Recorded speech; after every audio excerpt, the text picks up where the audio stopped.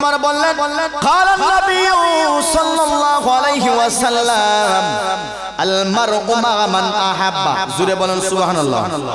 আল্লাহর পয়গম্বর এবার বললেন, ওরে সাহাবায়ে কেরাম ভালো করে শোনো, ওরে উম্মতের দল ভালো করে শোনো, তোমরা যদি চাও আমি নবীর সঙ্গে জান্নাতে যাইবা, তোমরা যদি চাও আমি নবীর সঙ্গে জান্নাতে থাকবা, তাহলে আমার কথা হলো আমি নবীকে তোমাদের জীবনের চাইতে বেশি মহব্বত করতে হবে। সুবহানাল্লাহ। একটু আস্তে কইন। নবীজিকে কার চাইতে বেশি মহব্বত? নিজের জীবনের চাইতে। মহব্বত না করলে জান্নাত পাওয়া যাবে? কথা জোরে কইন, জান্নাত পাওয়া যাবে না। قال النبي صلى الله عليه وسلم لا يؤمن احدكم حتى اكون احب اليه من والده وولده والناس اجمعين او كما قال عليه الصلاه والسلام।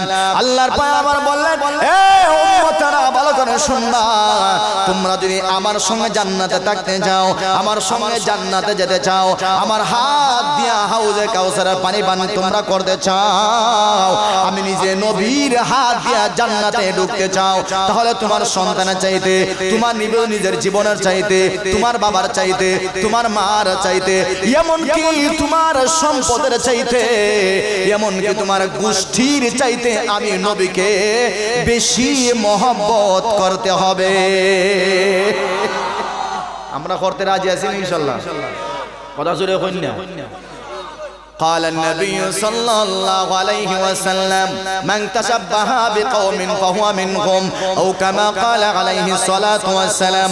আল্লাহর পয়গম্বর বললেন, ও উম্মতরা শোনো, আর যদি তোমরা আমি নবীর সঙ্গে জান্নাতে যেতে চাও না, আমি নবীর হাতে হাউজে কাউসারে পানি পান করতে চাও না, আর যদি তোমরা ইহুদি খ্রিস্টানের সঙ্গে যেতে চাও, জাহান্নামে যেতে চাও, তাহলে আমি নবী বললাম আমার অনুসরণ করা লাগবে না।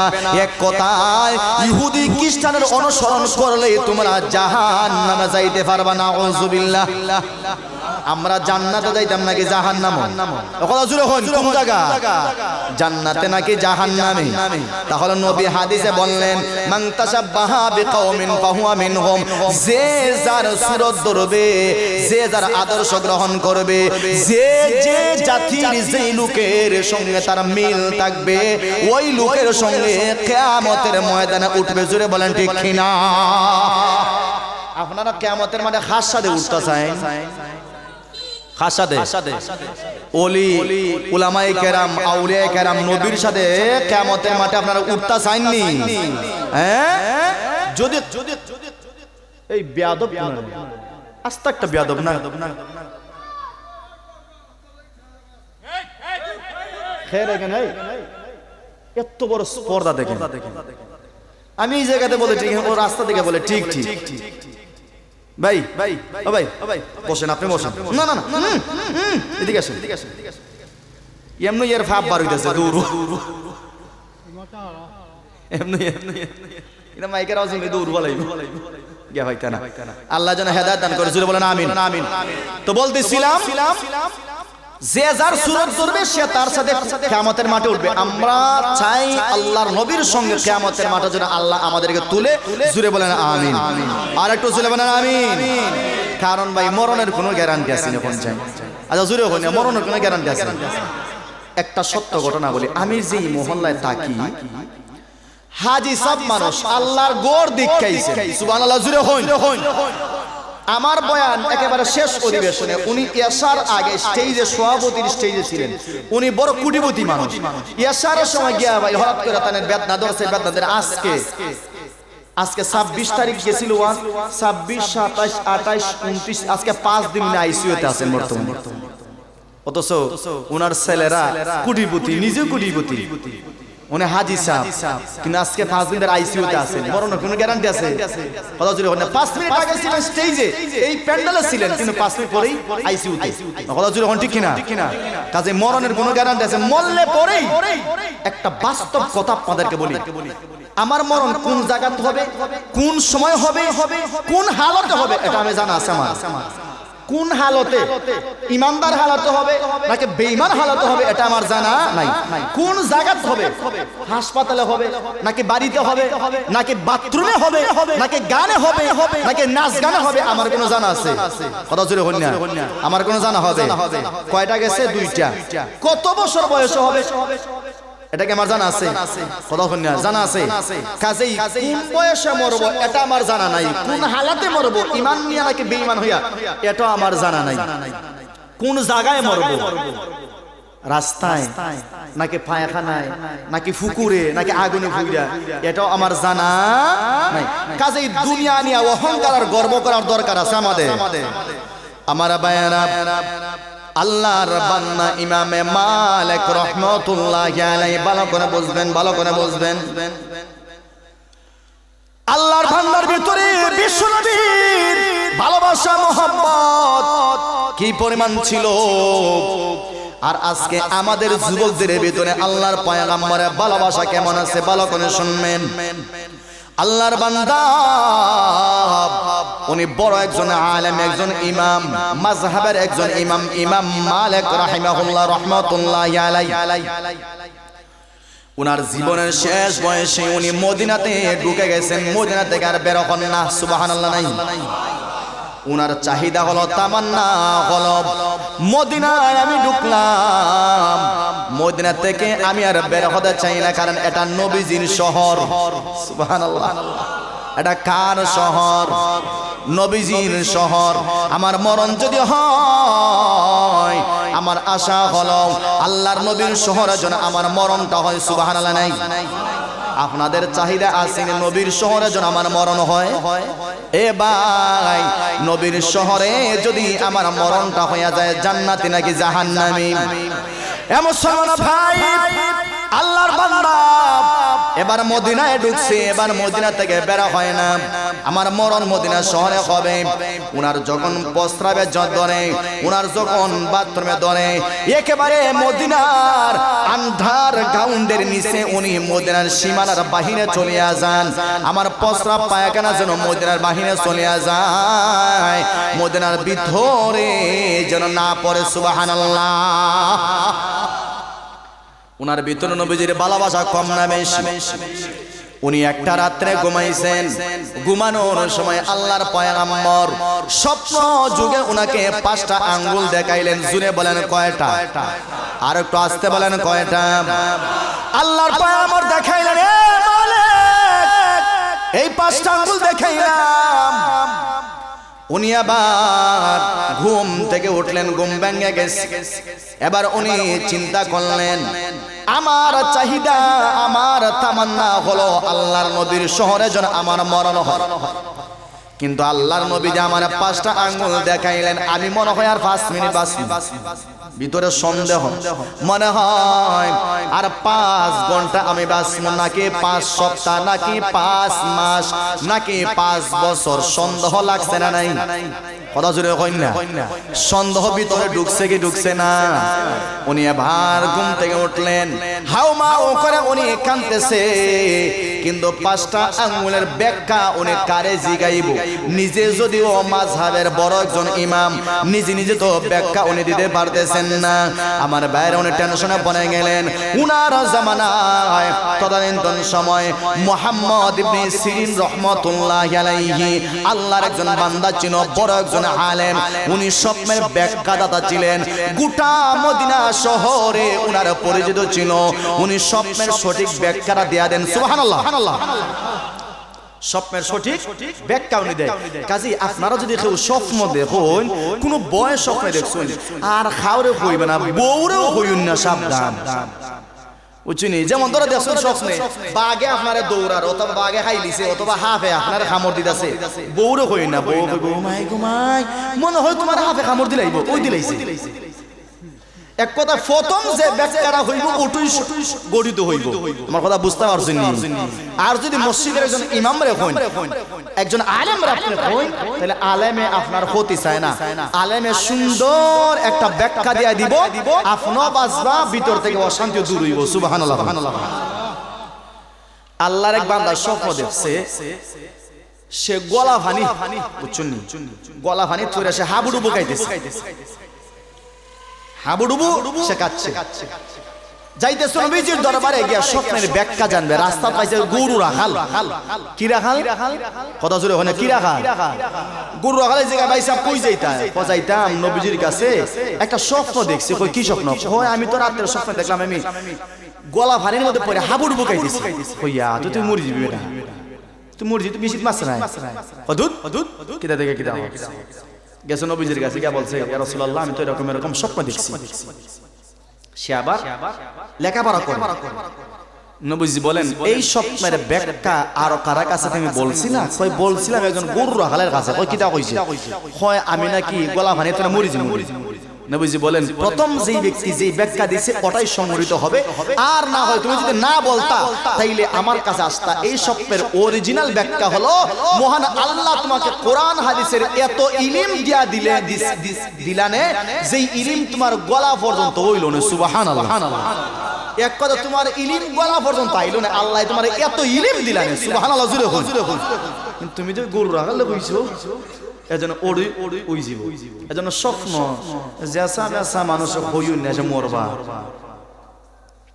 বুঝছো নাকি? কইছি তো ইমাম মালিক তো ঘুম থেকে উঠছেন, বয় ভাই গেছেন, কিতা হইল রে, কিতা হইল বুঝলাম না।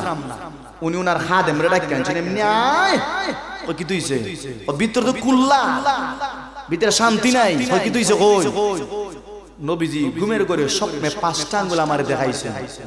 আমার তো ভিতরে অশান্তি, 5 দিন বাঁচবো নাকি 5 ঘন্টা নাকি 5 সপ্তাহ নাকি 5টা মাস, ভিতরে অশান্তি।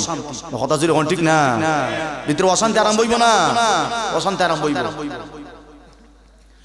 আমার ভাইয়ারা আল্লাহর বান্দা এবার বললেন আমার 5টা স্বপ্নের 5টা আঙ্গুলের স্বপ্ন দেখলাম, ওইটা নিয়ে এবার তুমি সফর করো, কুফায় যাইবা। কুফায় ওই জায়গায় আল্লাহর বান্দা মুহাম্মদ ইবনে সিরিন, আল্লাহর বান্দা ওই জায়গায় থাকেন।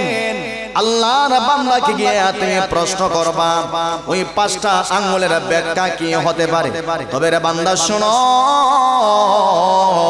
আমি বলে দিলাম আমি ইমাম মালিক যে স্বপ্নে 5টা আঙ্গুল দেখলাম, আমার নাম তুমি মুহাম্মদ ইবনে সিরিনের কাছে তুমি বলবা না। আল্লাহর বান্দা এবার মদিনা থেকে কুফা অনেক দূরের রাস্তা, আল্লাহর বান্দা এবার ঘোড়া সওয়ার করে চলে গেছে।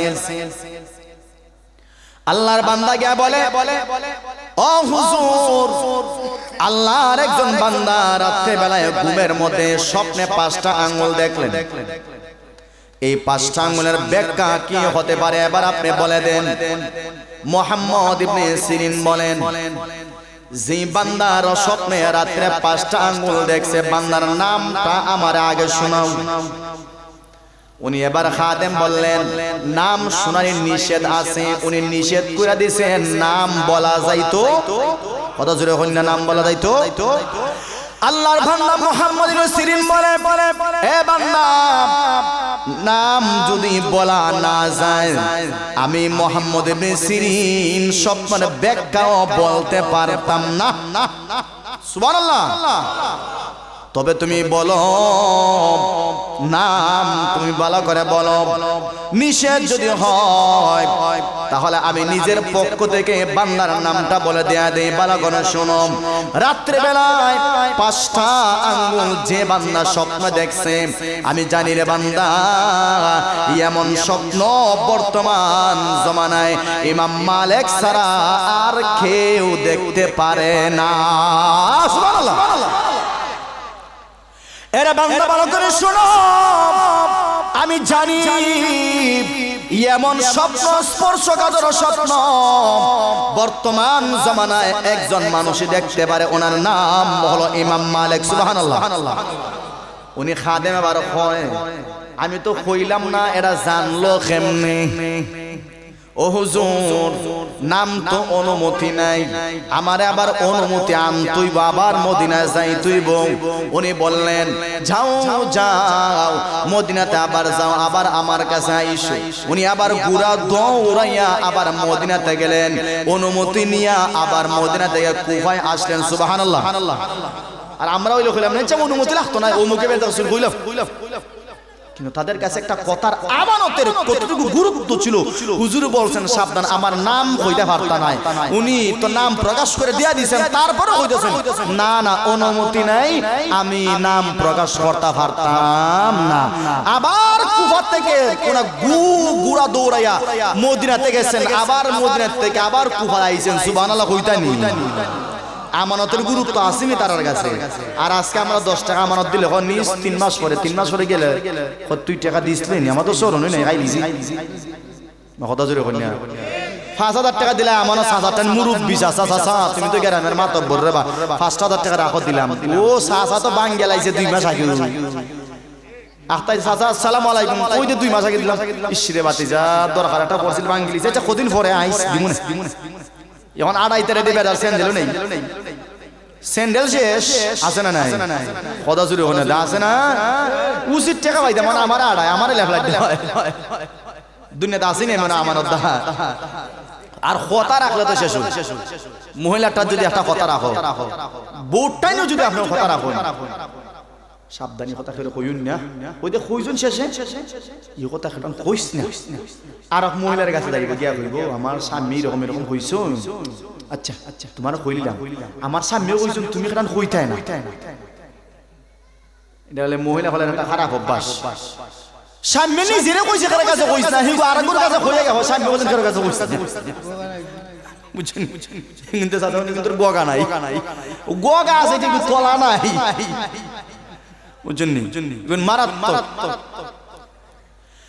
তো উনি আবার গিয়া বলতেছেন যে স্বপ্ন ইমাম মালিক দেখছেন। সুবহানাল্লাহ জুড়ে বলেন। আমার বায়ারা আল্লাহর বান্দা এবার বললেন, আরে বান্দা ভালো করে শোনো, ভালো করে শোনো।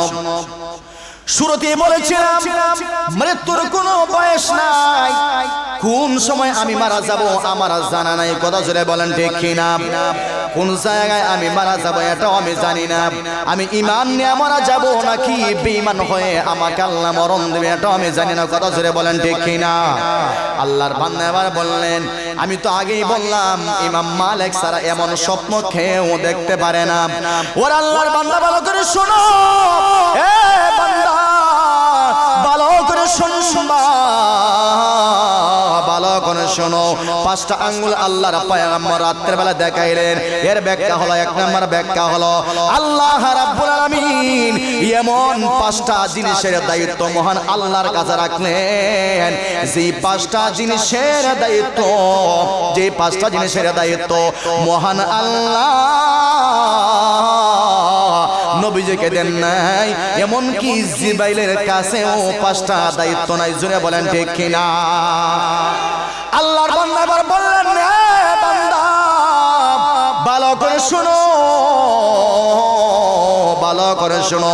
1 নম্বর দায়িত্ব হলো মানুষ কোন জায়গায় মরবে, কোন হালতে মরবে, কোন সময়ে মরবে এটা জানেন কে? আর একটু জোরে বলেন কে? মানুষের মরণ কখন হবে, 1 নম্বর মানুষের মরণ কখন হবে এটা জানে কে? ওয়ায়ুনাজ্জিলুল গায়ব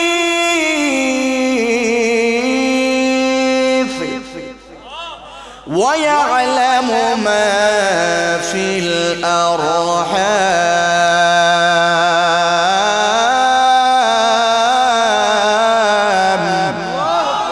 ওয়া মা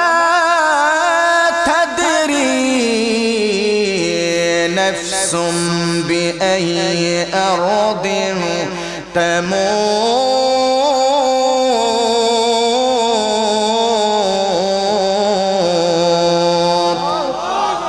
আল্লাহ রাব্বুল আলামিন বলেন পাঁচটা জিনিসের দায়িত্ব আমি আল্লাহর হাতে।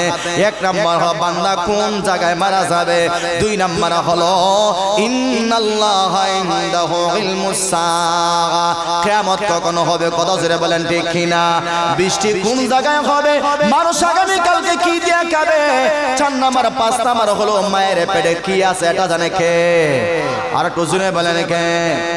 এখন তো কম্পিউটার দেখবার শেষ করিলাই 6 মাস পরই জানিলা এরা বাড়া না বেড়ি, কথা জোরে হন না, কম্পিউটার লাগাইয়া বেড়া না বেড়ি জানে না, কিন্তু 6 মাস আগে পৃথিবীর এমন কোন মানুষের ক্ষমতা নাই 6 মাস আগে জানতো এটা বেড়া না বেড়ি, জোরে বলেন ঠিক কিনা, জানার ক্ষমতা নাই, 6 মাস পরে ঠিকই জানে এটা বেড়া না বেড়ি, কথা জোরে হন ঠিক কিনা। কাজেই এবার বান্দা ইমাম মালিকের কাছে আসে, ইমাম মালিক এবার প্রশ্ন করলেন, ওরে বান্দা ভালো করে বলো ব্যাখ্যাটা কি হবে, অথচ ইমাম মালিক বড় একজন আলেম, সুবহানাল্লাহ। খাদেম বলে হুজুর আল্লাহর বান্দা আমাদেরকে জানাই দিলেন পাঁচটা জিনিসের দায়িত্ব মহান আল্লাহর হাতে, কেউ হাতে নাই, কথা জোরে বলেন ঠিক কিনা। এক নাম্বার হলো ইন্নাল্লাহা ইনদাহু ইলমুস সাআ, কিয়ামত কখন হয় এমনকি জিবরাইলও জানে না, কারণ জিবরাইল তো মহান আল্লাহর কাছাকাছি তাকে, জোরে বলেন ঠিক কিনা।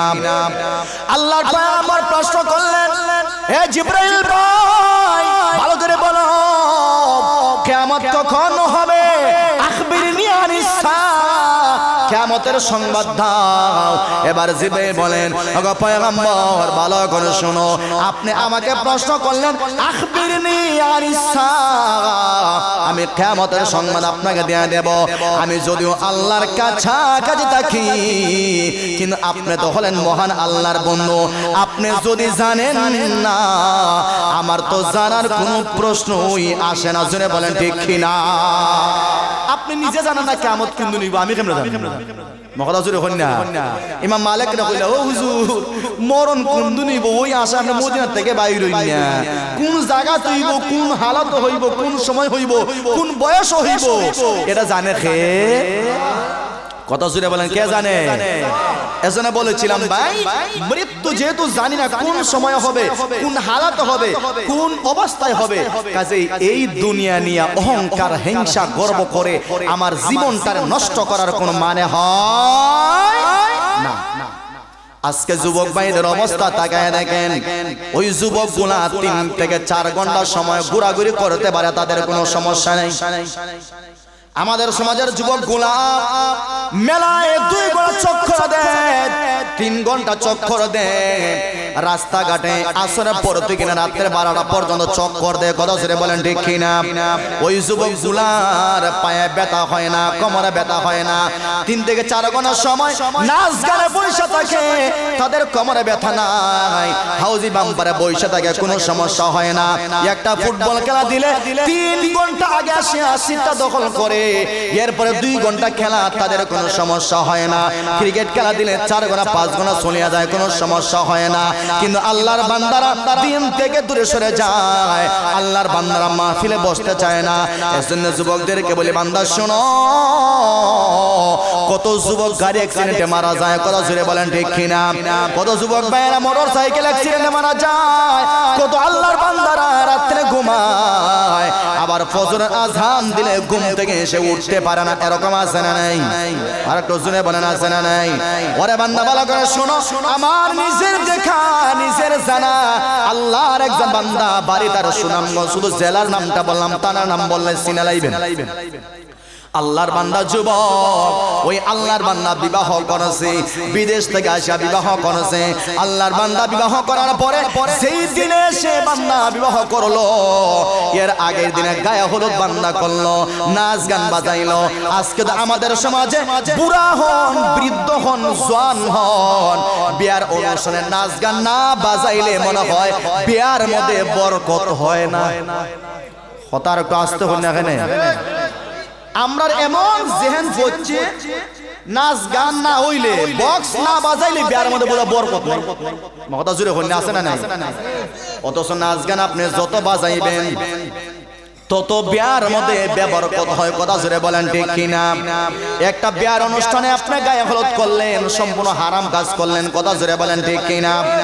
একটা বিয়ার অনুষ্ঠানে গেট বানাইলেন, বড় একটা গেট বানাইলেন, একবারে মরিচ বাতি দিয়া একেবারে 1 মাইল দূর পর্যন্ত আপনি গেট টানাইলেন, এরপরে প্যান্ডেল বানলেন, 2টা গরু ধরলেন, 10টা গাড়ি নিলেন, অথচ যে ইমাম সাহেব আপনার ছেলের বিয়া পড়াইলো, হাদিয়া দেওয়ার সময় মাত্র 200 টাকা উড়ে।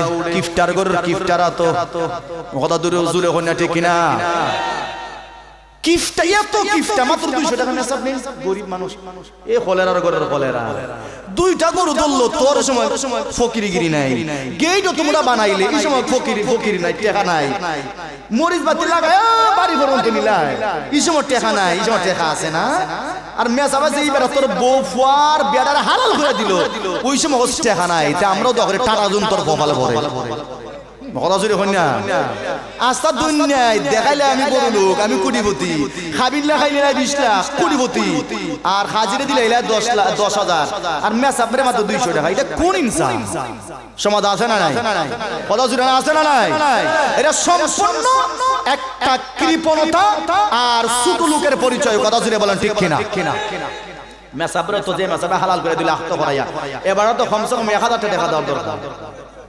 2টা গরু নিলাই, 2টা বাদ দিলাম, একটা গরু ধরলাই, এরপরে গাড়ি নিলে 10টা, এই সময় টাকা আছে না ভোগড় রেন হইলে 1 লাখ, এমনি সাবরে দিতে টাটা পড়ে যাবো ভোগড়। কথা জুড়ে এখন ঠিক কিনা? আমি ওই দিন মাহফিলে গেছি সিরাজগঞ্জ উল্লাপাড়া, আমি প্রায় কানেকশন করলাম প্রায় 2 লাখের উপরে কানেকশন করার পরে এত দূর থেকে গেছি, সিলেট থেকে গেছি, না ঘুম না খাওয়া, এত জার্নি। আমরা তো মাসকে মাস জার্নি করি। আজকের মাহফিলে আসা একমাত্র আপনাদের প্রিয় মানুষ, আমার প্রিয় ভাই মাহফুজুর রহমান হামিদি ভাই মনে হয়, উনার আবদারে, কারণ উনি আর আমি প্রায় কাছাকাছি থাকি, উনার আবদারে। তো বলতেছিলাম ওই জায়গাতে যখন আমার হাদিয়া দিব, তখন কয় হুজুর গরিব এলাকা। আমি বললাম গরিব এলাকা হইলে 3 লাখ টাকা কানেকশন হয় কেমনে? গরিব এলাকা যদি 3 লাখ টাকা কানেকশন হয় কেমনে? আর আপনারা কইলেন সবাই সরকারি চাকরিজীবী, তাহলে গরিব হয় কেমনে? এখন আমার দেওয়া সময় গরিব। এই যে গেট বানছেন, কে করছে? গেটের 30,000 টাকা দেওয়ার লাগে কে কইছে? ফার্স্ট ডেক সিন্নি করছেন, কে কইছে সিন্নি করার লাগে? মরিচ বাতি লাগা, একটা ওয়াজ মাহফিল মরিচ বাতি লাগা, একবার ও প্যান্ডেল বানাইছেন, কে কইছে এগুলা খরচ করার লাগি? কে কইলো? এখন বোধহয় মুখের মধ্যে টাটা করিস। এখন তো উচিত ইনজেকশন করছে, করোনার ভ্যাকসিন করছেন এনে, এখন আর মাথা না গো, এখন বাইলেলে বাড়ি গেছি আমি, কিফটার গরুর কিফটা। গেট বানলো সম্পূর্ণ, মরিচ বাতি লাগাইলো, এবারে ডেক ফার্স্ট ডেক সিন্নি, এটা খেটা করার লাগে কইছে। আচ্ছা আমরা এখানে সিন্না হলে কি মানুষ আইতো না? কথা জোরে হন না, সিন্না হলে মানুষ আইতো, ওখানে মানুষ আসবে, আল্লাহ আনাইবে, কথা জোরে বলেন ঠিক কিনা? হে আনাইব ভাই, যার আল্লাহ এবং আল্লাহ রাসূলের দরকার হে আইব, কথা জোরে হন ঠিক কিনা? যার পরকাল দরকার সে আসবে, আর যা হে কইবে যা আমার পরকাল কের দরকার রে, আমার দুনিয়াই আসল, হে আইতো না জীবন, তবে ঘুমায় ঘুমায় ওয়াজুন, কথা হচ্ছে ঠিক না? কাজে আমরা যেখানে আইছি আনছেন খেয়ে আমারে, কথা জোরে খেয়ে আনছেন, কাজে বুঝা গেল মহান আল্লাহ আমার খুশি না বেজা, আর একটু আসছে কোন এখানে খুশি না বেজা, আল্লাহ খুশি, সুবহানাল্লাহ কইবানি। আমরা যাইনি বারে যেতাম, বারে গেলে কিন্তু শয়তান খুশি, শয়তানে কবে এত সময় হামবার দিছিলাম রে, খালি মিস কল দিছি, 1.5 ঘন্টা শয়তান মিস কল দিদি, যখন বাইর করলিছে শয়তান ভাই মিস আসছে চল, কথা জোরে হন না, হয় জান্নাতের বাগান থেকে বাইর করে লিছি। আদম আলাইহিস সালামের জান্নাতের বাগানে দিছেন আল্লাহ, শয়তানকে জান্নাতে ঢুকিয়ে কুমন্ত্রণা দিছেন, নাকি জান্নাতের বাহির থেকে বারবার কুমন্ত্রণা দিতেছে, দিতে যখন খাওয়াই লিছে গন্ধম ফুল, শয়তান হয় আমি তো হাস, নাউজুবিল্লাহ হইতে না। কাজে আমরা যখন জান্নাতের বাগানে ঢুকবো, তখন শয়তানের মিস কল আমরা রিসিভ করব। এখন কইতে পারবো শয়তানের মিস কল কেমনে বুঝতাম, এটার আলামত কিছু কইতাম নি, কথা জুড়ে হই না দে, শয়তানের মিস কল রে আমরা দে উঠতে যাই, এটার আলামত কিছু কইতাম নি। এখন আমার আলামত হলো দেখবেন আপনার পেশাব নাই, কিন্তু শয়তান এমন পেশাব ধরাইবো, পেশাব খানা গেলে দেখি পেশাব নাই, আছে না নাই? কথা জন্য আছে না নাই? 2 নাম্বার হলো ভিতরে অশান্তি তৈরি হইব, ভিতরে কি তৈরি হইব? ভিতরে অশান্তি তৈরি হবে, অশান্তি। অথচ দেখা যায় বার হইয়া গেলেই অশান্তি নাই। কথা জোরে ঠিক কিনা? এর সঠিক একটা আলামত হই। দেখবেন মসজিদও কিছু মুসল্লি গেলে দেখবেন হে একটার গরির খাড়া খাড়া যখন একটা হইব, কিছু মুসল্লি অ্যালার্ম দেয়, হুজুর একটুই গেছি কি ওয়াজ বাট্টে করিলাও, ওয়াজ বাট্টে করিলাও। ভাই হ্যালো ভাই তাকেন কোনো সমস্যা না, পিছিয়ে যারা আইব তারা পিছিয়ে বইব, জায়গা আছে পিছিয়ে জায়গা আছে, কোনো সমস্যা না। পিছিয়ে যারা আইব তারা পিছিয়ে বইব, সমস্যা না। জায়গা তোমরা আছে প্রচুর, আছে না? আছে আলহামদুলিল্লাহ। যদি দিকে একবারে শেষ হয়ে গেছে তখন বাকি চাই আল্লাহ ফাসালা হবে ইনশাআল্লাহ। তো বলতেছিলাম আমরা শয়তানের মিস কল আমরা রিসিভ করব না। একটা আইব সেটাকে খাই ভাই 2 ঘন্টা পর তো খাওয়া যায় না? কথা জুড়ে ওখানে 2 ঘন্টা পরে খাওয়া যায় না? একটা বিড়ি খাই 2 ঘন্টা পরে কি বিড়ি খাওয়া যায় না? আল্লাহ যেন সকলকে ধৈর্য ধারণ করার তৌফিক দান করেন, জুড়ে বলেন আমিন। তো বলতেছিলাম 1 নাম্বার বলেছিলাম না যে নবীজির শুধু জবান দিয়ে মহব্বত করা হয় না, নবীজিকে নবীজির আদর্শ মডেল গ্রহণ করার মাধ্যমে নবীজির ভালোবাসা দেখাইতে হয়। কথা জুড়ে বলেন ঠিক কিনা? আমরা ইনশাআল্লাহ ফজরের ওয়াক্ত থেকে নামাজের মাধ্যমে নবীজির আদর্শ আমরা দেখাইব তো ইনশাআল্লাহ। আল্লাহ যেন কবুল করে, জুড়ে বলেন আমিন। আল্লাহ যেন কবুল করে, জুড়ে বলেন আমিন। তো বলতেছিলাম ভাই নবীজির ভালোবাসা যখন আমার অন্তরে থাকে তখন মহান আল্লাহ খুশি হয়। কথা জুড়ে বলেন ঠিক কিনা? আল্লাহ তো খুশি হয়, নবীজিও খুশি হয়। আল্লাহ খুশি হয় না, নবীজিও খুশি হয়। তো এবার আসেন আল্লাহর পয়গম্বরের সাহাবায়ে কেরাম নবীজির আদর্শ গ্রহণ করলেন, নবীজির সব কিছু গ্রহণ করলেন, নিজের জীবন দিলেন, বাচ্চা হারাইলেন, মা হারাইলেন, বাবা হারাইলেন, সম্পদ হারাইলেন, তারপরেও নবীজির আদর্শ ওরা মাথায় রাখছে। সুবহানাল্লাহ। আপনারা কইবানি 1 নাম্বার দেখবেন সাহাবায়ে কেরাম নবীজির দরবার ছাড়েন নাই। 1 নাম্বার কি? নবীজির দরবার ছাড়েন নাই, নবীজির আদর্শ ছাড়েন নাই, নবীজির মহব্বত তারা ছাড়েন নাই। এই কারণে তাদের মা হারাইছেন, বাবা হারাইছেন, সন্তান হারাইছেন, বিবিরে তালাক দিয়ে দিয়েছেন, এমনকি জায়গা জমি সব ওরা ছাড়ছে। তারপরও একটা সেকেন্ডের জন্য আল্লাহ এবং আল্লাহর রাসূলকে তারা ছাড়ে নাই। নবীজির সাহাবী বেলাল উনি ছিলেন উমাইয়ার গোলাম। উমাইয়া যখন শুনছে বেলালে হাবশী নবীজির দরবারে গিয়া কালামা পড়ে মুসলমান হয়ে গেছে, এরপর থেকে বেলাল রাদিয়াল্লাহু তাআলা আনহুকে উমাইয়া এমন নির্যাতন করছে, ভাই নির্যাতনের শুরু আছে যার কোনো শেষ নাই। কেমন নির্যাতন? হাত বাঁধে, পাও বাঁধে, সারা শরীর একবারে, একটা প্যান্ট আছে উলঙ্গ, মরুভূমির উত্তপ্ত বালু, যেই বালুর এত গরম আপনি যদি চাউল দেন এটা কই যাব। কথা জুড়ে কন্যা। আচ্ছা মরুভূমিতে কেউ গেছেন কেন? কেউ সৌদি গেছেন নি? যদি গিয়া থাকে দেখেন এমন গরম হয়, অনেক সময় মরুভূমিতে এই বালু জ্বর হয়। বালু জ্বর হয় না ভাই? বালু জ্বর হয়। বালু যখন উপরে পড়ে পা উঠে যায়, উঠে কি উঠে না? এই বালির মধ্যে যদি একটা চাউল পড়ে, চাউল মুড়ি হইতো না? মুড়ি হইছে। এই বালুর মধ্যে রাখছে। আমার ভাইয়েরা বেলালে হাবশীর খবর উমাইয়া শোনার পরে অন্ধকার ঘর উমাইয়া এবার মানুষ বাড়া করে আনে, 4 জন 3 জন তারা লাগাতার বেলালে হাবশীকে তারা মারে, চাবুক দিয়ে মারে। মুসলমান ভাই বিশ্বনবীর সাহাবী এবার বেলাল উমাইয়াকে বলে, আরে বান্দা ভালো করে শোনো, আমি যে বান্দার পায়ের নিচে মাথা নত করলাম, যে মুহাম্মদের দরবারে আমি গেলাম, যে আল্লাহর উপরে আমি ঈমান আনলাম, আমার জীবন চলে যাবে, আমার মা হারাইতে পারে, আমার বাবা হারাইতে পারে, এক কথায় আমার রূহ যেটা আছে আমি আমার জীবন যৌবন সব হারাইতে পারে। আল্লাহর কসম উমাইয়া একটা সেকেন্ডের জন্য মহান আল্লাহর উপর থেকে আমি আমার ঈমানটা সরাইতে পারি না। উমাইয়ার রাগান্বিত হয়ে যায়, বেলালের হাত একটা ডানে একটা বামে উমাইয়া বাদে উমাইয়া নিজে মারতে মারতে ক্লান্ত হয়ে যায় এবার আবু জাহেলকে বলে ওরে আবু জাহেল এবার তোমার পালা বেলালকে তুমি মারো কারণ সে তো আমার গোলাম দুনিয়ার কেউ আমার উপরে কথা বলতে পারবে না আমি যদি তাকে আজাদ না করে দেই সে আমার গোলাম থাকবে ওই বেলালকে তুমি মারো এবার উমাইয়ার কথা শুনে এবার আবু জাহেল মারে এবার আবু জাহেল ক্লান্ত হয়ে যায় এবার আবু জাহেল ক্লান্ত হয়ে যাওয়ার পরে তৃতীয় জন আসে মারতে মারতে বেলালের শরীর দিয়া রক্ত পড়িয়া যায় বেলালের জবান বন্ধ হয়ে যায় তারপর বেলাল শুধু জবান দিয়া জুরে জুরে আহাদ আহাদ বলে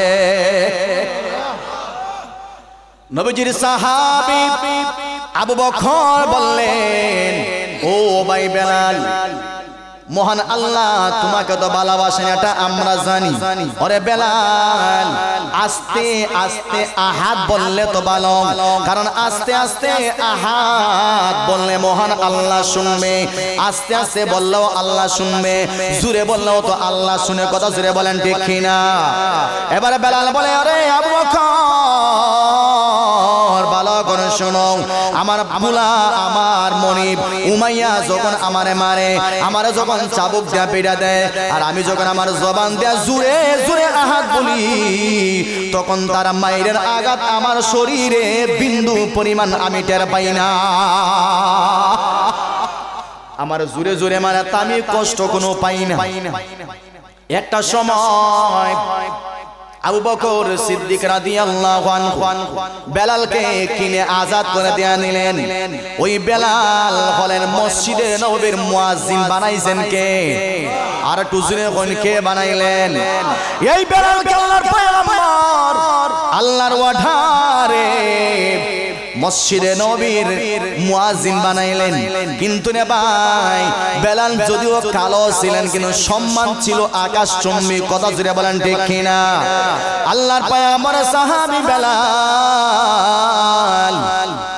উনি এবার মসজিদে নববীর মুয়াজ্জিন উনি কণ্ঠে আযান দেন আল্লাহর পয়গম্বর বললেন শেষ রাত্রিতে আমার আল্লাহ একমাত্র বেলালের কণ্ঠে আযান শোনার জন্য আমার আল্লাহ সাত আসমানের নিচে আগমন করতেন আল্লাহ নিজে বেলালের আযান শোনার জন্য প্রথম আসমানে আগমন করতেন সুবহানাল্লাহ আর আজকে আমরা কোথায় যাই উলামায়ে কেরাম কত কষ্ট করে সফর করে আসেন ওয়াজ করেন আল্লাহ এবং আল্লাহ রাসূলের কথা বলেন আমরা বাড়িতে ঘুমায় থাকি বলে ঠান্ডা লাগছে ওরে ভাই নাচ গান যদি হয় কোন কুয়াশা তখন তো আপনার ঠান্ডা লাগে না মিনি বারের ফুটবল খেলা যদি হয় তখন তো আপনার ঠান্ডা লাগে না হাউজি বাম্পার যদি হয় তখন তো আপনার ঠান্ডা লাগে না নির্বাচনের স্লোগান যদি হয় তখন তো আপনার ঠান্ডা লাগে না কথা জোরে বলেন ঠিক কিনা আল্লাহর বান্দা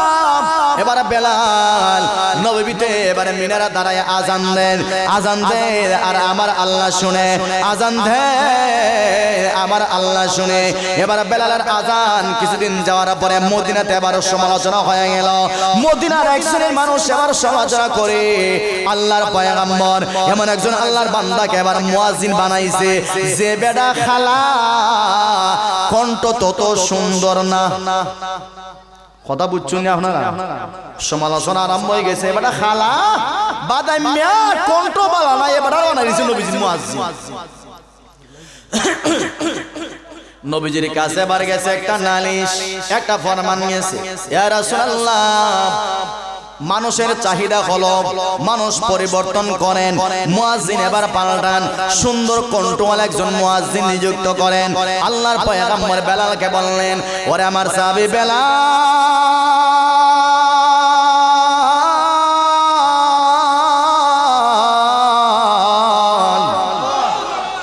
আগামীকাল ফজর থেকে তোমার অব্যাহতি দিয়া দিলাম তুমি আর মসজিদে নববীতে আযান দিবা না বেলাল বলে ইয়া রাসূলুল্লাহ কেন আমার দোষটা কি আল্লাহর পয়গম্বর বললেন ওরে বেলাল তোমার কোনো দোষ নেই মানুষের চাহিদা হলো কিছুদিনের জন্য তোমাকে অব্যাহতি দেওয়া সুন্দর কণ্ঠওয়ালা একজন মুয়াজ্জিন নিযুক্ত করা জুড়ে বলেন সুবহানাল্লাহ এবার বিশ্বনবীর সাহাবী এবার বেলাল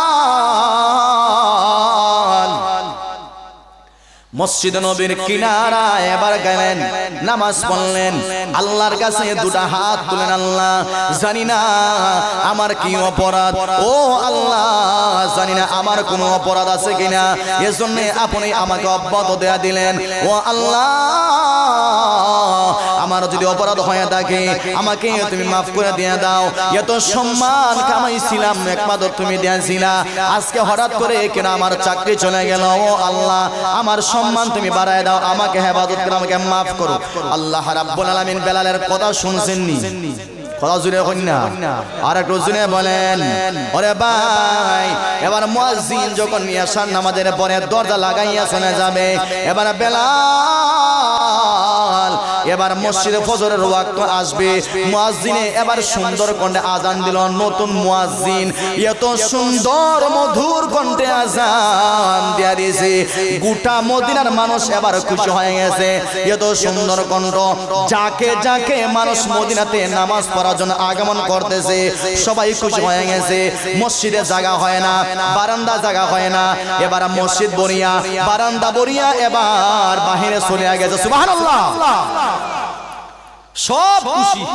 নতুন মুয়াজ্জিন তো, কিন্তু নতুন বউ প্রথম প্রথম বা নতুন দামান প্রথম প্রথম কিছুদিন মজা পাওয়া যায়, যখন পুরান হয়ে যায় বাচ্চা 2-3টা হয়ে যায় তখন আর দেশি মুরগ নাই গে ভাই, ফার্মা টাইম না কথা জোরে হই না দে।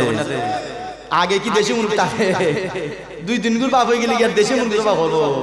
ওরে হইবে বেটারা দেশি মুরগ খাওয়াইতে হয়, আমার ফার্ম খালি গেছে, আমার ফোকরের টেকা শেষ, যখন ফার্মা টাইম নো কথা জোরে হন ঠিক কিনা। আর প্রথম প্রথম হইবে ছোট বাচ্চারে তাড়াতাড়ি দেশি মুরগ দর দামানাইছে, কত জোরে হন না খেনে আমার মেয়েটারে যখন আদর করে, কত জোরে হন ঠিক না। আমার মেয়েটারে কি করে আদর করা যখন ফুরান হয়ে যায় তখন আস্তে আস্তে মারাও কমে। আমার ভাইয়েরা, এবার আল্লাহর পয়গম্বর সুন্নত পড়লেন, সাহাবায়ে কেরাম সুন্নত পড়িয়া এবার মসজিদ নববীতে সমস্ত সাহাবায়ে অপেক্ষা করতেছেন জামাতের সময়ের। কিন্তু রে ভাই, জামাতের সময় তো হয় না, ঘন্টার পর ঘন্টা চলে যায়। আল্লাহর পয়গম্বর সুন্নত পড়ে অপেক্ষা করেন। সাহাবায়ে কেরাম একজন আরেকজনের দিকে চায়, একজন আরেকজনের দিকে চায়, কি দাও ইলমিয়া সুন্নত পড়ে 2 ঘন্টা গেছে কি 15 মিনিট সময় যায় না কেন? আল্লাহু আকবার। 15 মিনিট সময় যাইতে একটা আন্দাজ আছে না? একজন আরেকজনের দিকে চায়, হঠাৎ করে আল্লাহর পয়গম্বরের কানে কানে জিবরাইল আসিয়াছেন। সুবহানাল্লাহ, সুবহানাল্লাহ। জিবরাইল আসিয়া বলেন, ইয়া রাসূলুল্লাহ, ইয়া হাবিবাল্লাহ, ওগো পয়গম্বর শুনো, ভালো করে শুনো, আজকে মসজিদে নববীতে আজান হইল না কেন? সুবহানাল্লাহ, জোরে হইতে। আচ্ছা আজান হইছে নি?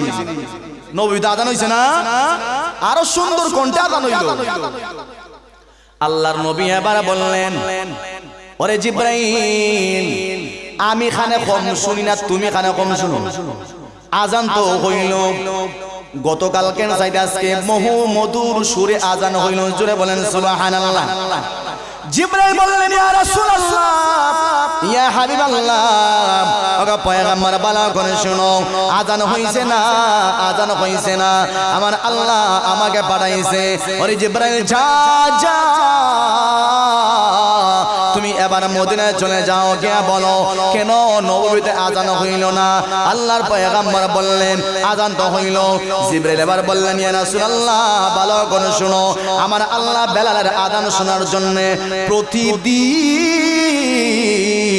7 আসমানের নিচে নামেন, প্রথম আসমানে আগমন করেন। আজকেও বেলালের আজান শোনার জন্য আমার আল্লাহ আগমন করেছিলেন, কিন্তু না না, আমার আল্লাহ বেলালের আজান না শুনতে পেরে আমার আল্লাহ আমাকে পাঠাইছেন তোমার কাছে। যতক্ষণ পর্যন্ত বেলাল মসজিদ নববীতে দাঁড়াইয়া আজান না দিবে ততক্ষণ পর্যন্ত রাত্র কোনদিন সকাল হবে না। নবীজি ওখানে বই থাকো, সমস্যা নাই, সকাল হইতো না মানে সূর্য উঠতো না। সুবহানাল্লাহ, জোরে হইতো না। কাজে মানুষ কালা হইলে কি হবে? বেলালের দাম আছে না নাই? এ ভাই বেলাল এই সম্মান কেমনে অর্জন করলেন? টাকা খাওয়াইয়া, কথা জুড়ে হই না, জুড়ে হই, টাকা খাওয়াইয়া সম্মান বানাইছেন? না না, বেলাল হাবশী রাদিয়াল্লাহু তাআলা আনহু আল্লাহর পয়গম্বরকে নিজের জীবনের চাইতে বেশি ভালোবাসেন। এ মুসলমান কেমনে সম্মান অর্জন করলেন? বেলাল পেটে খানা নাই, পেটে খানা নাই, অনাহারে থাকতেছেন, মাথা ঘোরায় জমিনে পইরা থাকছেন, খানা নাই, তারপরও একটা সেকেন্ডের জন্য আল্লাহর পয়গম্বরের দরবার ওনারা ছাড়ে নাই। পেটে খানা নাই, কেউ দেও না মসজিদ যে আমি এতটুকু হাদিয়া দিলাম, সমস্ত সাহাবায়ে কেরামকে নিয়ে খান, কেউ দেয় না। পেটে ভুক ক্লান্ত যে যে জায়গাতে আছে এরকম অনাহারে থাকতেছেন, তারপর নবীজির দরবার ছাড়ছেন না। সুবহানাল্লাহ হইতা না, নবীজির দরবার তারা সারে নাই, মানুষে মারছে, তারপর নবীজির কথা ওরা সারে নাই। জুড়ে বলেন কথা ঠিক না আমার ভাইয়ারা? এরপরে আল্লাহর পয়গম্বর বললেন, ও সাহাবায়ে কেরাম, বেলাল এত সম্মান অর্জন করলেন, নবীজিকে আমার আল্লাহ যখন মেরাজে নিলেন, নবীজি মেরাজে জান্নাতে ঢুকবেন, এবার দেখা যায় বেলালের জুতার আওয়াজ শোনা যায়। সুবহানাল্লাহ। আল্লাহর পয়গম্বর এবার দুনিয়াতে আসার পরে বললেন, ওরে বেলাল,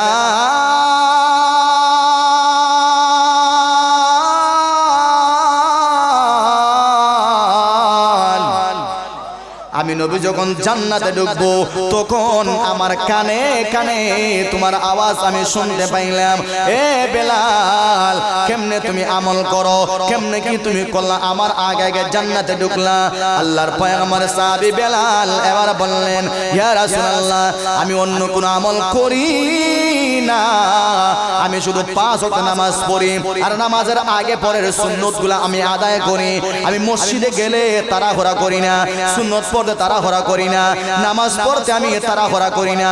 আমি একটা আমল বেশি করি, ওই আমলটা হলো আমি প্রতি ওয়াক্ত যখন ওযু করি, ওযু করে যখন মসজিদে আমি ঢুকে যাই, তখন সবার আগে 2 রাকাত তাহিয়াতুল ওযু নামাজ আমি আগে আদায় করি। নবীজি বললেন, এই আমলের কারণে মহান আল্লাহ তোমাকে আমার আগে আগে জান্নাতে ঢুকাইছে। সুবহানাল্লাহ। কাদের সাহাবায়ে কেরাম নিজের জীবনে চাইতে নবীজিকে বেশি ভালোবাসছে কিনা? শুধু জবান দিয়া না, আদর্শগত দিক দিয়া নবীজির আদর্শ গ্রহণ করলেন, সব গ্রহণ করলেন, তারপরেও নবীজিকে ওনারা ছাড়ে নাই। জুড়ে বলেন ঠিক কিনা? আর আমরা ও বাটফারের মতো আমরা ঠিকই জবান দিয়া বলি যে আমরা আশিক রাসূল, আশিক রাসূল, আশিক রাসূল, নবীর জন্য জীবন দিব, জীবন দিব, জীবন দিব, কিন্তু নামাজ নাই। কথা জোরে আছে না নাই? কথা জোরে আছে না নাই? ওই যে লাইলে মজুর কিচ্ছা শুনছেন আপনারা? যদি শূন্যতা হইতে আমার আর মানে আবার খোয়ার দরকার নাই। লাইলে মজনু হে খালি দুধ খাইতো, দুধ হারাম হতো, কিন্তু জোরে শুনছে যে লাইলি ওষু রক্ত লাগবো, ব্লাড এ তোমারও আছে, এ একটু রক্ত দেও, দূর আমি আসল মজনু, আমি তো দুধ খাওয়া মজনু, রাস্তা খাইছি খাই দিছি। ওই আসল মজনু গাছের তলাত আছে, গিয়া দেখে পাগল শরীর সাথে উগাই গেছি, না খাইতে না খাইতে খালি লাইলি লাইলি লাইলি জফের, তার দ্বারা যা 1 বালতি না 2 বালতি রক্ত দিয়ে দিব। মহতাজুর ঠিক কিনা? এজন্য ভাই আশিক রাসূল হইতে গেলে শুধু জবান দিয়ে আশিক রাসূল হওয়া যায় না, চিল্লায়া মার খেতে হওয়া যায় না। মহতাজুরে হই না। এজন্য আশিক রাসূল হইতে গেলে, নবীজির সঙ্গে জান্নাতে যাইতে গেলে নবীজির আদর্শ গ্রহণ করতে হয়। কথা জোরে বলেন ঠিক কিনা? নবীজির সুন্নাত মানতে হয়। ও ভাই, আপনি খানা খাইতেছেন, কমসে কম সামনে একটা দস্তরখানা দিছেন, পারবেন তো বিছাইতে ইনশাআল্লাহ? কথা জোরে হই না? নাকি দস্তরখানার সামনে বিছাইলে বাড়ো কম পড়বো? কথা জোরে হই না? নাকি আমার সামনে খানা আইতো না? দস্তরখানা বিছাইন সুন্দর কইরা, দস্তরখানা বিছানোর পরে এরপরে ডান হাত দিয়া এক সাইড থেকে বাতের ডেগের মাঝখানে আর ঢুকাই লইন না। বাবা এমন হেজায় ধরছে হেডো, তাড়াতাড়ি আট দেন, আগে মাঝখানটা ঠান্ডা কর, এটা এমন গরম হইছে না, মাঝখান থেকে দিবেন, মাঝখানে বরকত থাকে। সুবহানাল্লাহ জোরে বলেন। এক সাইড থেকে তরকারি নেবেন, এক সাইড থেকে ভাত নেবেন, এরপর সুন্দর করে বসে খানা খাবেন। নিচে যদি একটা পরে ওটা তুলে খাবেন, সব দিবে কে? আর একটু জোরে বলেন, সব দিবে কে? আল্লাহ আপনাকে সব দিবে, হায়াতে বরকত বাড়াই দিবে। এজন্য বলতেছিলাম ভাই, বাথরুমে যাবেন, আমরা ডাইন পাও দিয়ে ঢুকি না বাথরুমে, কথা জোরে হই না, বাথরুমে কোন ভাও দিয়ে ঢুকো? হ্যাঁ, আমরা হুশ থাকে নিতে। আল্লাহুম্মা ইন্নী আউযু বিকা মিনাল খুবুসি ওয়াল খাবাইস, দোয়া পরে বাম পাও দিয়ে ঢুকবো। যখন বের হব তখন ডান পাও দিয়ে বের হব। যখন আমরা ঘরের ভিতরে ঢুকবো ডান পাও দিয়ে ঢুকবো, বাইর হব বাম পাও দিয়ে বাইর হব। মসজিদে ঢুকবো ডান পাও দিয়ে আমরা ঢুকবো, বাহির হব বাম পাও দিয়ে বাহির হব। আল্লাহুম্মা ইফতাহলি আবওয়াবা রাহমাতিক, বের হওয়ার সময় আল্লাহুম্মা ইন্নী আসআলুকা মিন ফাদলিক, সুবহানাল্লাহ জোরে বলেন। এই ছোট ছোট দোয়াগুলো পড়েন। ভাত খাওয়ার সময় ধীর স্থিরে আপনি ভাত খাবেন। বিসমিল্লাহি ওয়া আলা বারাকাতিল্লাহ, বরকত দিবে কে? কিন্তু কই না হুজুর দোয়া হলো হইতো না, দোয়া হলো তো খানা কমে যাব। দোয়া হলে খানা কমে যায়নি ভাই, কত জোরে ওখানে দোয়া হলে খানা কমে যায়নি না। এজন্য সময়ে সময়ে সময়ে সময়ে নবীজির সুন্নতগুলো আপনারা পালন করবেন তো ইনশাআল্লাহ। কত জোরে ওখানে সারা পালন করবেন তো ইনশাআল্লাহ। ছোট থেকে ছোট সুন্নত, এটাকে অবজ্ঞা করা নাই। অবজ্ঞা করলে আপনার ঈমানের সমস্যা আছে, কথা জোরে বলেন ঠিক কিনা? সর্বশেষ আপনাদের একটা মেসেজ আমি দিই, এই মেসেজটা আপনারা শুনবেন তো ইনশাআল্লাহ। কথা জোরে হয়, মেসেজটা শুনবেন তো ইনশাআল্লাহ। মেসেজটা হলো, এই ওয়াজ মাহফিল এটা ভালো কাজ নাকি খারাপ কাজ? সকলে কথা কইলা না, এখনো সকলের জবান নড়ছে না, কথা কইতে সমস্যা আছে ভাই। এই ওয়াজ মাহফিল বছরে একটা ওয়াজ মাহফিলের আয়োজন করা মসজিদ অথবা মাদ্রাসা অথবা যুবকরা আয়োজন করে, এটা ভালো নাকি খারাপ? সবাই এটা আল্লাহর সাক্ষীকে বলছেন তো ভালো এটা নাকি এটা খারাপ? এখানে আসলে কার কথা বলা হয়? নবীজির কথা এবং আল্লাহর কথা বলা হয়, কোরআনের কথা বলা হয়, কথা জোরে বলেন ঠিক কিনা? কিসের উদ্দেশ্যে বলা হয়? আমাদের জীবন যেন সুন্দর হয়, আমরা যেন হারাম পথ থেকে ফিরে হালাল পথে ফিরে আসি, জাহান্নাম থেকে যেন জান্নাতে ফিরে আসি, কথা জোরে বলেন ঠিক কিনা? যুবক ভাইরা যেন নামাজি হয়, মদ যেন সারে, গাঞ্জা যেন সারে, রাত্রে 12টা পর্যন্ত চক্কর যেন সারে, ইউটিউব ফেসবুক টিকটক এরকম নষ্টামি থেকে যেন যুবকগুলা ফিরে আসে, নাকি আমরা অন্য কিছু কই ভাই? আমরা তো এগুলোই কই, কথা জোরে হন ঠিক কিনা? এখন কিছু কিছু মানুষ আমাদের সমাজে আছে না, অত ওয়াজ বাবা, এই অত ওয়াজ আমাদের ভালো লাগে না। কিছু কিছু হয় কি হয় না, এই কিছু কিছু হয় কি হয় না।